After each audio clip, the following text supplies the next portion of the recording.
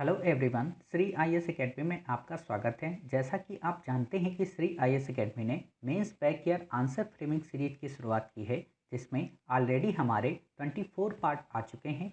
ये हमारा पार्ट 25 है। इसमें हम देखेंगे कि यूपीएससी ने 2014 में जीएस 1 में किस प्रकार का प्रश्न पूछा और उसे आपको किस तरीके से लिखना था। तो चलिए शुरू करते हैं। जैसा कि आप देख रहे हैं, ये जीएस 1 ज्योग्राफी का प्रश्न है। 150 शब्दों में लिखना है और 2014 में पूछा गया। तो सबसे पहले हम प्रश्न को पढ़ेंगे, फिर इसे इनकोड करेंगे और फिर इसके उत्तर फ्रेम को देखेंगे। प्रश्न है, भारतीय उपमहाद्वीप में घटती हुई हिमालयी हिम नदियों और जलवायु परिवर्तन के लक्षणों के बीच संबंध उजागर कीजिए। क्लियर। काफ़ी अच्छा प्रश्न है और काफ़ी सरल है। तो हम इसको देखते हैं इनकोड। आपसे पूछा है भारतीय उपमहाद्वीप, अर्थात विश्व की जानकारी आपसे नहीं पूछी। आप यहाँ पे अंटार्कटिका या आर्कटिक की जानकारी नहीं देंगे। क्लियर।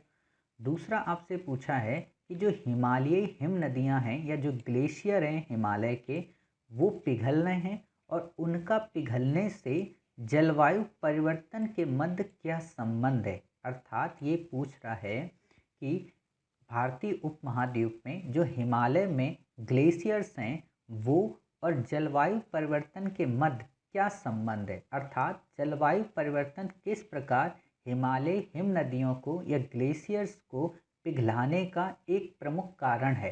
क्लियर। एक प्रमुख कारण आप समझ गए, यानी कि इसके अलावा अन्य भी कई कारण होंगे, लेकिन आपसे पूछा है कि जलवायु परिवर्तन बताइए किस प्रकार जिम्मेदार है हिमालयी हिम नदियों को पिघलाने में।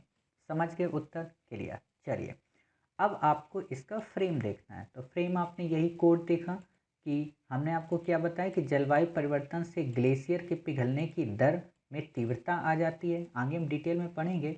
भारतीय उपमहाद्वीप में तो और अधिक तीव्र हो जाता है, और अगर ऐसी ही स्थितियां बनी रहीं तो 50 से 100 वर्षों में जो ग्लेशियर्स हैं भारतीय उपमहाद्वीप के, वो सारे समाप्त हो जाएंगे। विश्लेषण करना है इसी चीज़ को और निष्कर्ष हमें दे देना है। क्लियर। तो अब हम देखते हैं। तो हमने पहले बताया कि जलवायु परिवर्तन व हिम नदियों के मध्य वास्तव में संबंध क्या है।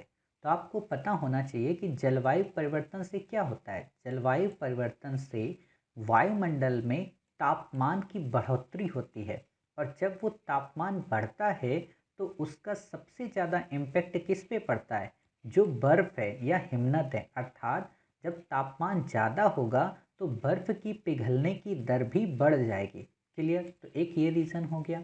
दूसरा, वर्षा प्रतिरूप में परिवर्तन होता है। अर्थात जब जलवायु परिवर्तन होगी तो कई बार आप देखोगे कि वर्षा विस्फोट हो जाती है, मतलब अचानक से एक जगह बारिश काफ़ी मात्रा में हो जाएगी।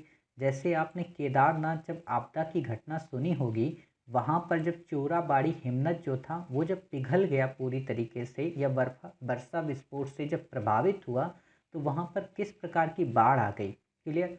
अभी आप रिसेंट में 2 दिन पहले की न्यूज़ पढ़ रहे होंगे कि जोशीमठ में किस प्रकार एक ग्लेशियर पिघलने से ऐसी घटना बढ़ गई।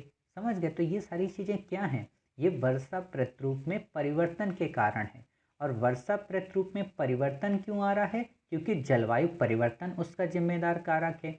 अब जब हम मौसम से संबंधित या जलवायु से संबंधित ज्योग्राफी की सीरीज में कंप्लीट करेंगे कि किस प्रकार हमारे यहाँ मानसून की उत्पत्ति होती है और मानसून को कौन कौन से कारक प्रभावित करते हैं, खासतौर पर एल नीनो और ला नीनो, और जो समुद्री धाराएं हैं वो।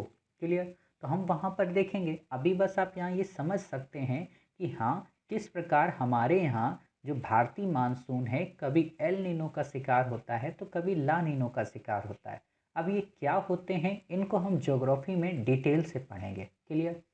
फिर आप देखिए, जो पश्चिमी विक्षोभ हैं ये तो हमने देख लिए, जो उष्णकटिबंधीय चक्रवात हैं लेकिन कई बार पश्चिमी विक्षोभ का मतलब जो भूमध्य सागर से जो वर्षा जनरेट होती है, जो मानसून आता है जिसको हम शीतोष्ण चक्रवात कहते हैं, वो भी प्रभावित हो रहा है।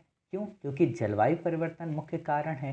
क्लियर। तो आप बता सकते हो ऐसे। साथ ही आप देखोगे कि टेम्परेचर बढ़ने से, टेम्परेचर को बढ़ाने में सहायक कौन सी है, ओजोन के जो प्रदूषक हैं। अर्थात वो प्रदूषक जो ओजोन लेयर का क्षय कर रहे हैं, अर्थात ओजोन लेयर में छिद्रों को बढ़ा रहे हैं। उनके बढ़ने से क्या होता है कि जो पराबैंगनी रेस हैं, अर्थात अल्ट्रावायलेट जो रेस हैं, उनका अर्थ में आगमन काफ़ी ज़्यादा हो जाता है, अर्थात उनकी मात्रा बढ़ जाती है।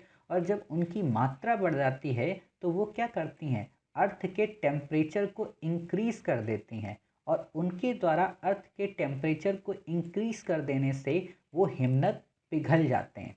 क्लियर। और उन्हीं के पिघलने से हम देख रहे हैं कि किस प्रकार समस्याएं देखने को मिल रही हैं। ये तो हो गए जलवायु परिवर्तन। अब आप इसका एक दूसरा पक्ष भी लिख सकते हो कि उपयुक्त कारणों के अलावा अन्य भी कई कारक हैं जो जलवायु परिवर्तन में सहयोग देते हैं। जैसे जब पर्वतारोही जाते हैं तो कई सारी वस्तुएं अपने साथ ले जाते हैं, चाहे वो चिप्स के पैकेट्स हों या कई सारी खाने की सामग्री हों या उनके जूते हों या उनके कपड़े हों।